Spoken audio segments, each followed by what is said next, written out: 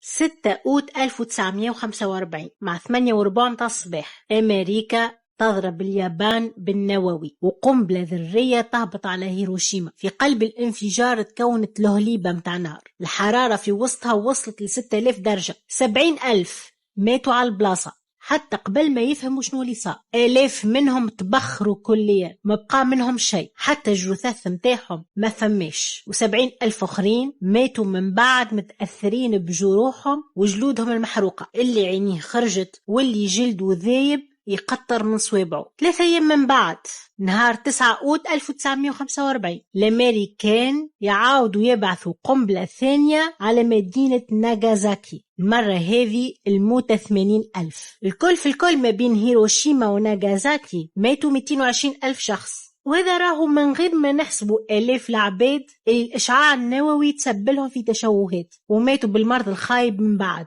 2 قنابل حطتهم أمريكا في 2 طيارات وبعثتهم فوق اليابان وبنزلة على فلسة تك 2 مدن كاملة بالبني متاعها، بعبادها بنساها بكبارها بصغارها كل ما فيها، مشيت هباء منثورة، تمسحت من على وجه الأرض وكأنها لم تكن. تعرفش كيفاش؟ خليني نحكيكم الحكاية من الأول. أوتو هان عالم كيمياء ومعه المساعد متاعه فريتز ستراسمان، عام 1938 في ألمانيا، خذوا طرف أورانيوم وقالوا هات خلنا نضربوه كعبات نوترون ونشوفوش باش يصير. قلب ذرة الأورانيوم ما هو حتى هو متكون من نوترونات وفتارش صغار أخرين يقولوا لهم بروتون. الأورانيوم 235 مثلا، الكل في الكل فيه 235 فتروشة ما بين البروتون والنوترون. هزويز ألمان في هيك زمان كان ماشي في بالهم اللي النوترون اللي ضربوا بيها باش تتخلط مع النواة أو القلب وتطلع نوع جديد من اليورانيوم 236 مثلا، ولا على قليلة عنصر جديد من العناصر المشعة اللي ديما قريبة من اليورانيوم. لكن التجارب عطات نتائج غير مفهومة، كل ما يجربوا تطلع لهم مادة جديدة بعيدة ياسر على اليورانيوم، مادة الباريوم. الباريوم هذا يا سيدي قلبوا فيه 141 فتروشة ما بين النوترون والبروتون. منين جاي؟ والله شيء حي، حد يفسر لنا. قولش عليك ضربت دلاعة بحجرة طلعت لك بطيخة، بالله البطيخ منين باش يجي؟ شنو هذا؟ شي تسمى سحر؟ أوتوان غزر للمساعد متاعه قال له فريتز بالله ثبت لنا عايشك في العينات متاع اليورانيوم، تطلعش تخلطت لك بالباريوم من الاول وبلبزت لنا النتائج الكل. اما شيء ثبتوا من هنا ثبتوا من غادي، يعاودوا التجربة ديما نفس الحكاية. شكون يلقى لهم الديكزة؟ عالمة اسمها ليز مايتنر،